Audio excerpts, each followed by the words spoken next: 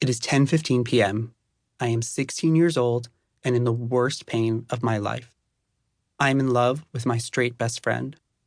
I'm standing at a party in total shock as he gives me a play-by-play of his first hookup with his new girlfriend. I act curious and excited, demanding all the details. At some point, I grab his shoulder, eager for any kind of contact with him. He shrugs me off and I disappear toward the train home. My heart rate rises. I can no longer speak.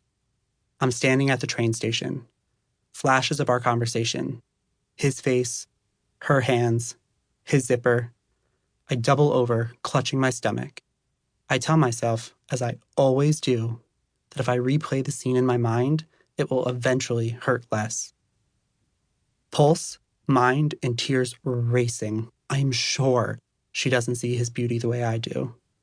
But a wave of nausea and pain forces me to refocus. Her hand, his Abercrombie & Fitch jeans, a zipper, and blackout. The next day in algebra, he throws me an encouraging wink as our teacher distributes a midterm. An unintentional kick to the stomach. I flee to the bathroom and lock the door.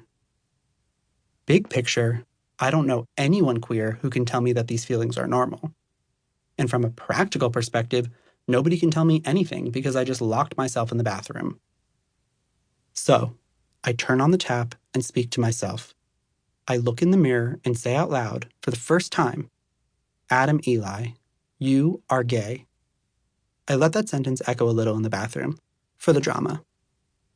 Then I hear words, not of my making, but out loud, in my own voice, address the mirror. And it's going to be okay. What does queer mean? I'm gay because I primarily experience same-sex attraction. And by my own definition, that also makes me queer. Many people have their own definition of what queer means, and one is no more valid than another. But here is mine. Queer. Different. If there are 3 blue chairs and 1 pink chair, the pink chair is queer.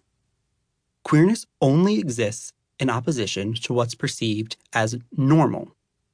When it comes to gender and sexuality, our society's normal is defined by 1 cisgender man and 1 cisgender woman who experience opposite sex attraction and live comfortably in their gender roles.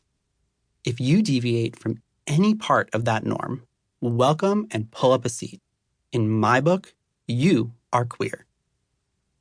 When describing our community, I always say LGBTQIAA+.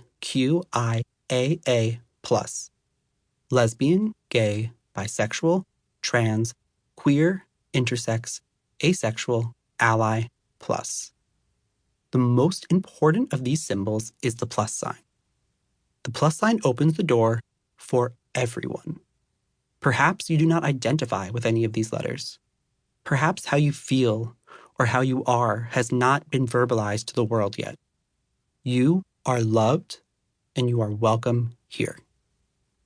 The word queer and the community it describes are both evolving, and that's a good thing. I hope our community continues to expand and becomes more inclusive in ways that I cannot predict. I imagine and hope that one day my definition will be outdated. When I was younger, I knew I was different because all of my interests were meant for girls. I was obsessed with Disney princesses and had a huge crush on Leonardo DiCaprio in Titanic. If I could have pressed a button to become more like my female friends, I would have in a heartbeat. I was resentful and confused. Uncomfortable with boys and forbidden to be one of the girls, I existed in the margins, in a space between spaces.